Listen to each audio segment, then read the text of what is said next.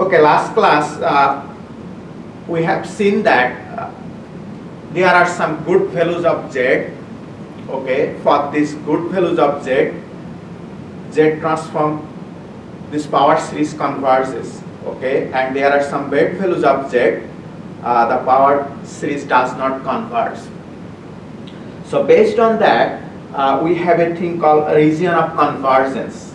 Okay, region of convergence of xz is the set of all values of z for which capital Xz attains finite value.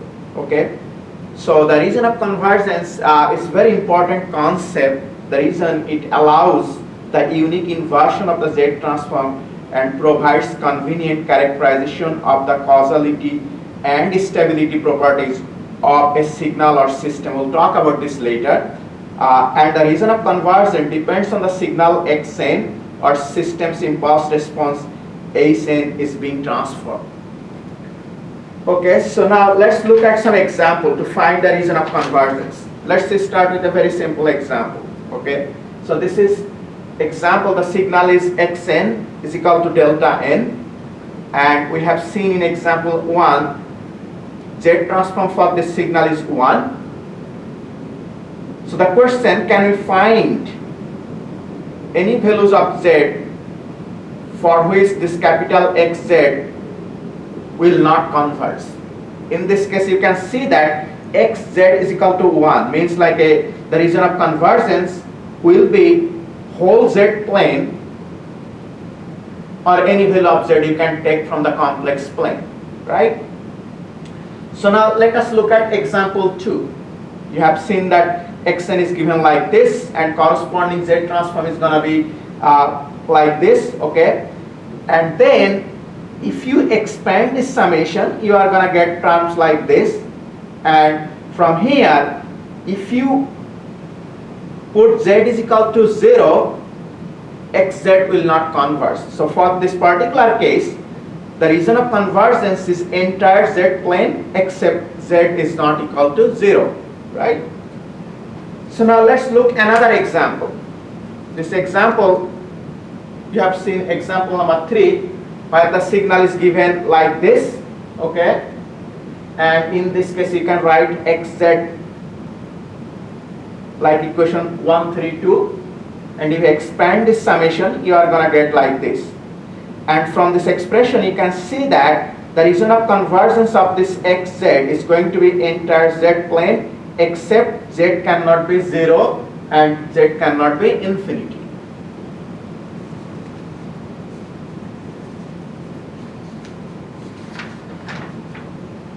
Okay, another example. If you are given Xn like this, in equation 133, the corresponding Xz is given 134. If you expand this summation, you are going to get positive power of Z, and the region of convergence for this particular Xz is going to be entire Z plane except Z is not equal to infinity. Okay. So little bit difficult problem. Recall example 5, where the signal is given 0.8 to the power n un, and note that this signal is a causal signal, right? But because the signal value is 0 when n is less than 0, right? And the corresponding Xz, we know that given in 135, and this is geometric series, right? And you can expand this sum and you can write this geometric series as 1 over 1 minus 0.8 times Z to the power minus 1. This series will converge to this value if and only if the magnitude of 0.8 times Z to the power minus 1 is less than 1, right? And correspondingly you can find the condition magnitude of Z has to be greater than 0.8. You can see page 8 where we have done this exercise, and you already know that these conditions means we can pick up the values of Z from the complex plane outside of a circle, and the radius of this circle is 0.8. So region of convergence for this particular Xz is going to be outside of a circle with radius 0.8. Okay, good. So now let's look at this signal. This signal is minus 0.8 to the power n u minus n minus 1. Note that this is an example of anti-causal signal. You know that when the signal value is 0, when n is greater than or equal to 0, that is called anti-causal signal, right? Anti-causal signal. So you know the corresponding Z transform of this signal given in equation 136, right? And you can play with this summation, and eventually you can write like this: if and only if 0.8 to the power 1 times Z, magnitude of this whole thing is less than 1, and you have done this exercise in page 9, you can find the corresponding condition: magnitude of Z has to be less than 0.8. That means the region of convergence, okay, region of convergence of this signal or Z transform of this signal given here is going to be inside a circle, okay, and the radius of that circle is going to be 0.8. So inside of a circle of radius 0.8, this is the region of convergence. So if we want to summarize nicely, we can say that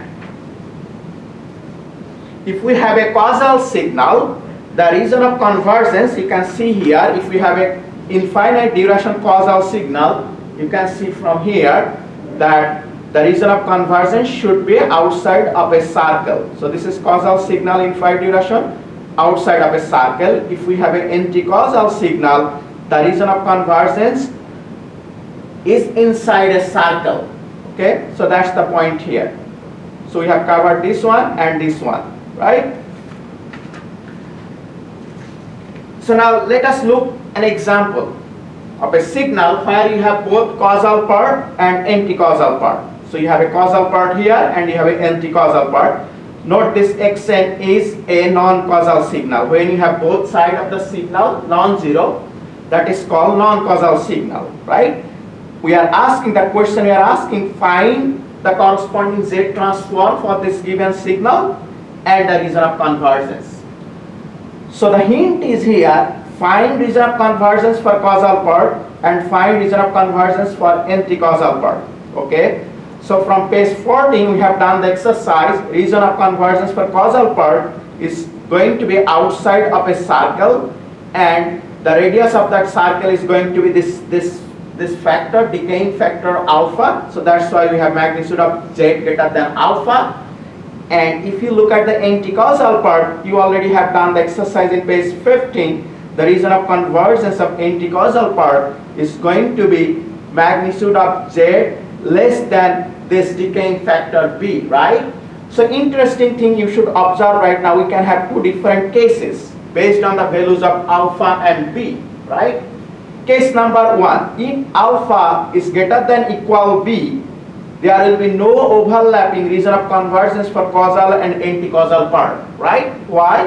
Because you see that this region is, let me show you a nice picture here.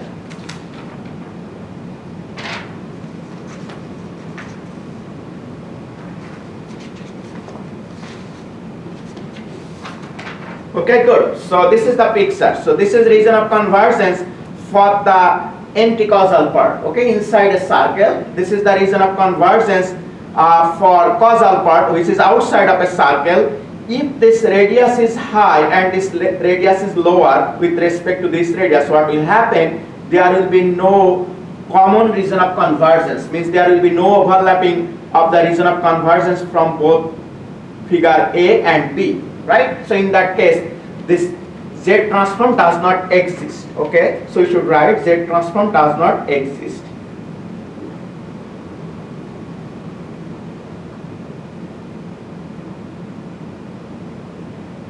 Okay?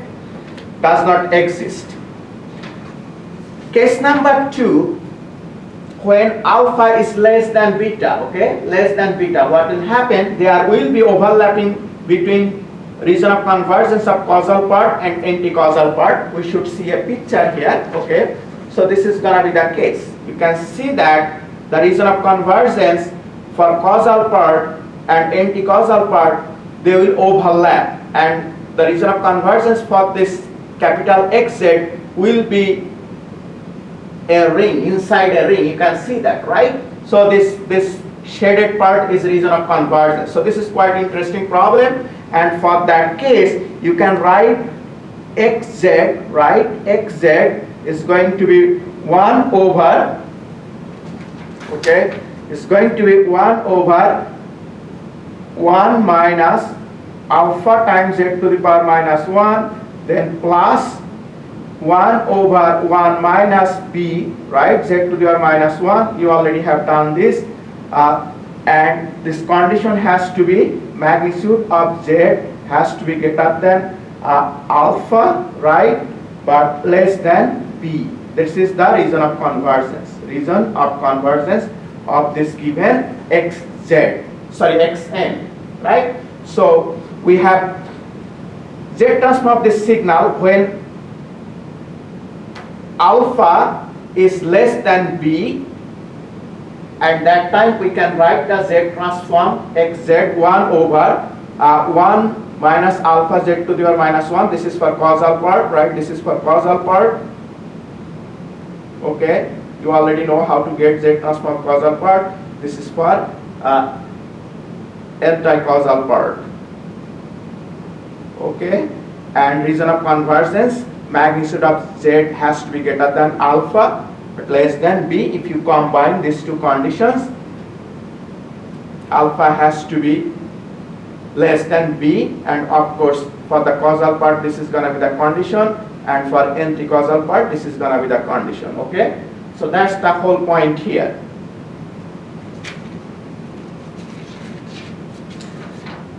So in your book there is a nice table that it has summarized the Z transform corresponding region of convergence. This is very important. Region of convergence should be attached to the Z transform, otherwise it may not be unique. You already have seen that. We need to have the expression for the Z transform as well as region of convergence to get back to the time domain signal. Okay, obvious question you have in your mind. Why do we need to learn about Z transform? Why do we need Z transform? The important point, it plays the same role in the analysis of discrete time signals and linear time invariant systems as the Laplace transform does in the analysis of continuous time signals and LTI systems. We'll see that Z domain convolving two signals in time domain corresponding to multiplying two signals in Z domain. Okay. Also, Z transform provides us a means of characterizing an LTI system and its response to various signals. It is basically a tool for the analysis, design and implementation of digital filters.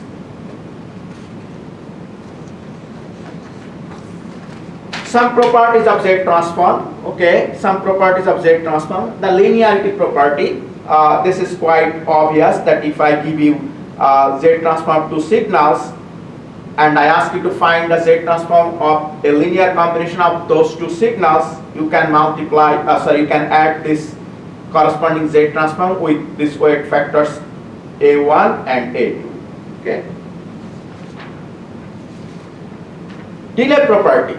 This is very important property. The delay property states that the effect of delaying a signal by desampling units is equivalent to multiplying its Z transform by factor Z to the power minus D, and we can write mathematically like equation 138. If you want to see an example, let's say we are given with the signal xn, which you can see is a delayed version of signal x prime n, which is half to the power n times un, and you already know the Z transform of this signal x prime z, right? It has a Z transform like this. Then if you want to get the Z transform of xn, you just multiply the Z transform of x prime n with z to the power minus 2. Okay, this is very simple example to see. What about the Z transform of this signal? You already learned the delay property, you have learned the linearity property. Okay, so how do you find the Z transform this signal? So we can write for this particular case, this is our, let's say, x1n, right? And let's say this is x2n, right? So you can write 8 times x1n plus 5 times x2n. Okay, so this is the case. Then corresponding Z transform xz is going to be what? Is going to be 8 times, right, z x1z, right, plus 5 times x2z. Correct? So the question is, what is x1z? X1z is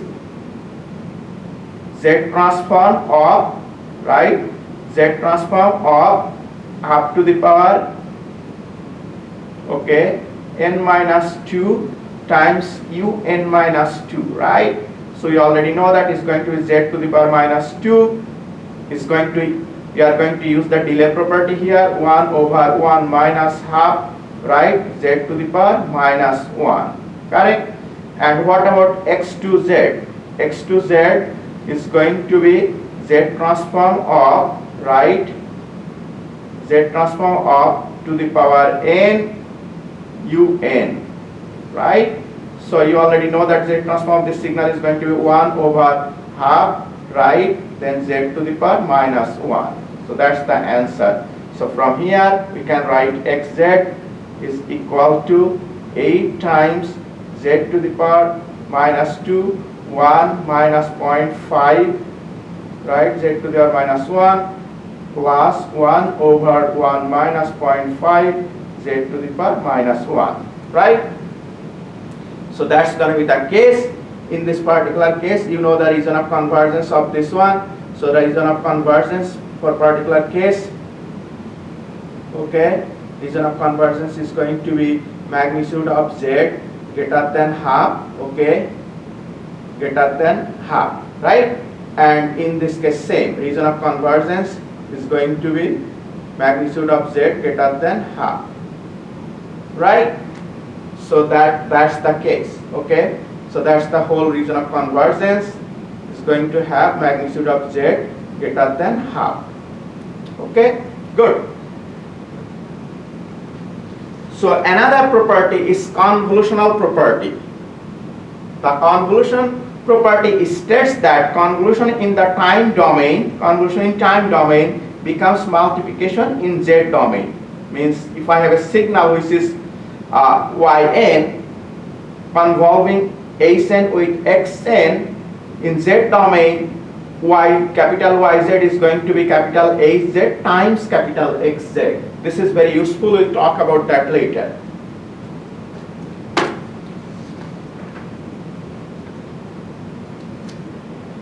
Okay, inverse Z transform. You already know that if we have let's say Laplace transform, we take time domain signal to Laplace domain, and then we need to come back from Laplace domain to time domain. Same goes here. If we have a signal in time domain, we take to the Z domain using the Z transform, but after we are done with some interesting things, we need to come back to our time domain. So through inverse Z transform. So there are 3 different methods that are often used for the evaluation of inverse Z transform in practice.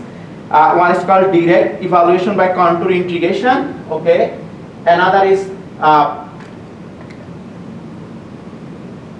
expansion into a series of terms in variables Z and Z to the power minus 1. Means like you are going to expand the Z transform, or you are going to express the Z transform in terms of power series of Z and or Z to the power minus 1, okay. And the third option is partial fraction expansion and lookup table, a table lookup, okay. So that's what we are going to discuss, okay. So we are not going to do this one. We are going to mainly focus on this partial fraction expansion and lookup table,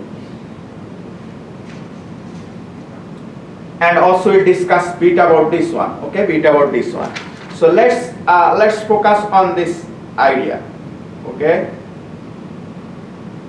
The basic idea in this method is the following: by power series expansion, given a Z transform Xz, with its corresponding region of convergence, okay, we can expand xz into a power series of the form like this, right? We already have seen that we can write the z transform of a signal like as a power series of z, right? And which converges in the given region of convergence. As we saw already, the answer for xn is not necessarily unique. If I don't give you the region of convergence, you can get xn, two different xn for two different region of convergence, right? So you have to have the region of convergence to have the unique answer for xn. But it can be made unique by specifying the corresponding region of convergence. We discussed causal signal versus anti-causal signal. You have seen that they have same expression for Z transform, but they have different region of convergence, right? So I need to give you the expression for the Z transform as well as the region of convergence. So then by uniqueness of the Z transform Xn is going to be Cn for all n. When xz is a rational, the expansion can be performed by a thing called long division, okay, long division. So this is how to express the Z transform as a power series expansion, and then you can find the corresponding time domain signal from this expansion given the region of convergence, okay? So this is the procedure to do that. However, the important point here, if you have your Z transform as a rational function, right? Rational function. So in this case, xz is going to be a fraction of two polynomials, bz and az. Okay, and bz is polynomial of z, az is also polynomial of z, right? You can see that, and in this case, you can see that the two different polynomials, they have two different orders, m and n. So what do we do when we have Z transform as a fraction of two polynomials of Z? As you can see in equation 141, we perform a partial fraction expansion of the proper rational function, right? You know that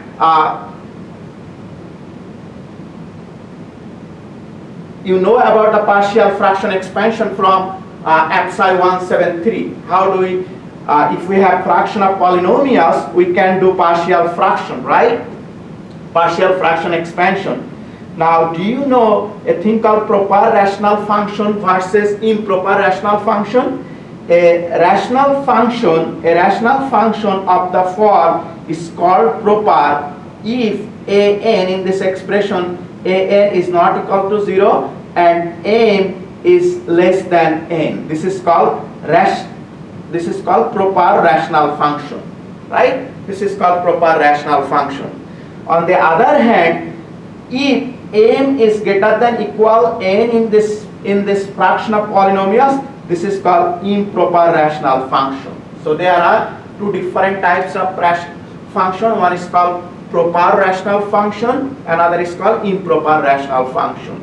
And for improper rational function, m has to be greater than equal to n, and for proper rational function, an is not equal to 0 and m has to be less than 1. Let me see if I can give an example. Just wait here.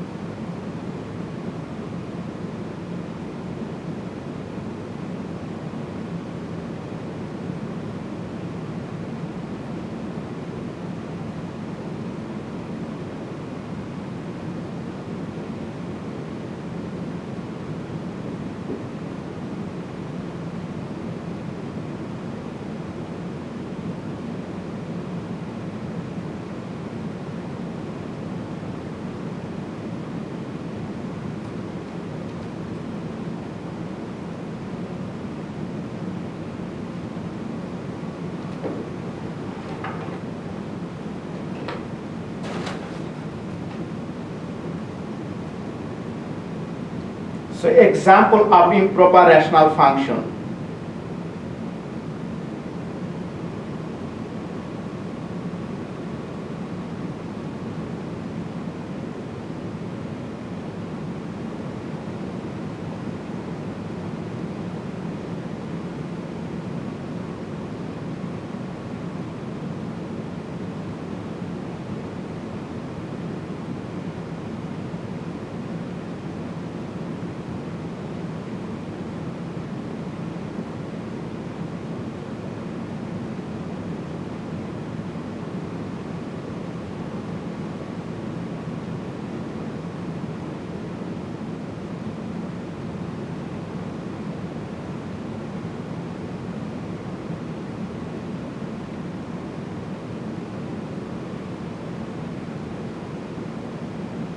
Okay, so this is an example of improper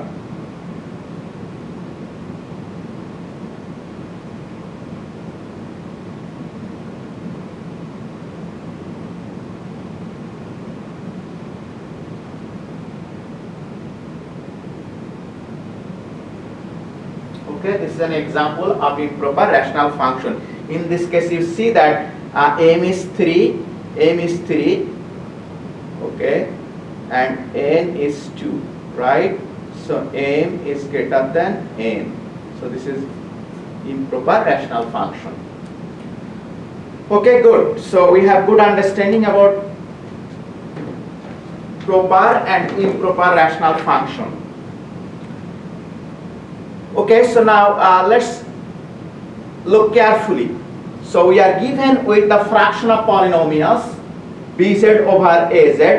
What we can do, we can eliminate negative power of z. If you look carefully, in this case you can see that equation 141 is expressed in terms of two polynomials, okay, bz and az, fraction of two polynomials, and it involves negative power, right? Negative powers of z, which sometimes is difficult to to imagine. So what we should do, we should eliminate negative power of z, okay, and we can multiply both numerator and denominator by z to the power minus n, z to the power n, okay, and we can write equation 41 as equation 142.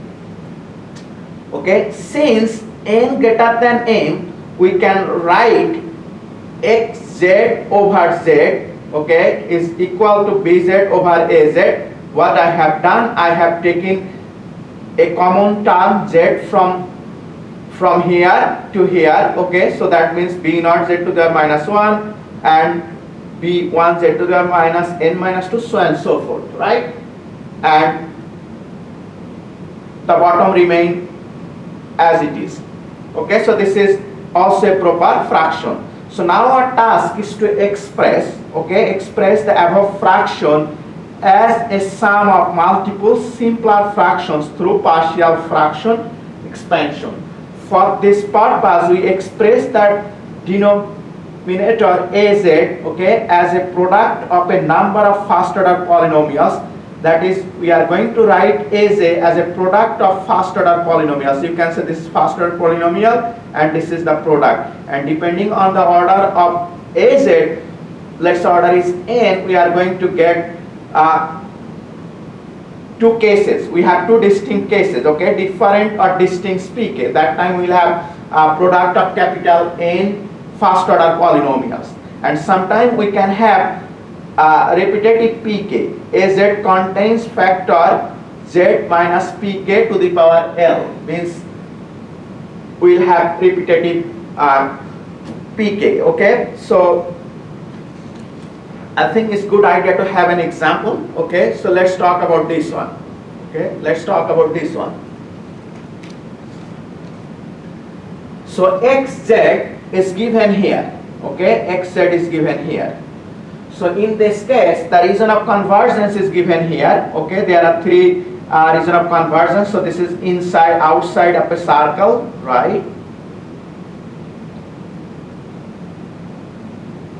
Okay, this is inside of a circle. okay, and this is inside a ring, right? So I have a question to ask you. When the region of convergence is outside of a circle, we know that xn is going to be causal, right? We have learned that. For causal signal, region of convergence should be outside of a circle. xn is causal, right? For this case, xn is going to be anti-causal, right? And in this case, xn is going to be both sided, is going to be is non-causal, right? Non-causal. Okay, so now we'll talk about the region of convergence and corresponding xn little bit later. Let's work on this xz. You can see that xz, first thing what we should do, we should multiply both numerator and denominator by z square. That's what we have done, and that's easy to see from equation from here to here, right? From here to here we can easily see that. And then if we take z here, we are going to get fraction of polynomials, that is going to be z over z square minus 1.5 times z plus 0.5. And what you can do, you can express this second order polynomial of z as a product of two first order polynomial, z minus 1 times z minus 0.5, right? And z will remain as it is. So now you can write, you can see that we are going to write this fraction of polynomials like 2 over z minus 1 minus 1 over z minus 0.5, right? So how do we go from here? You can double check it. You can see that if you do double check, you are gonna get z minus 1, right, times z minus 0.5, right, and then you are gonna get 2z, right, minus 1, then you are gonna get z, then you are gonna get plus 1, right, if you double check here, okay, double check. Okay, and then this will cancel, you are gonna get z over these things, you are gonna get that, right? So this is the case. So bottom line, we can write xz is equal to, now this z goes here, xz is going to be 2z over z minus 1, then z over z minus 0.5, and if you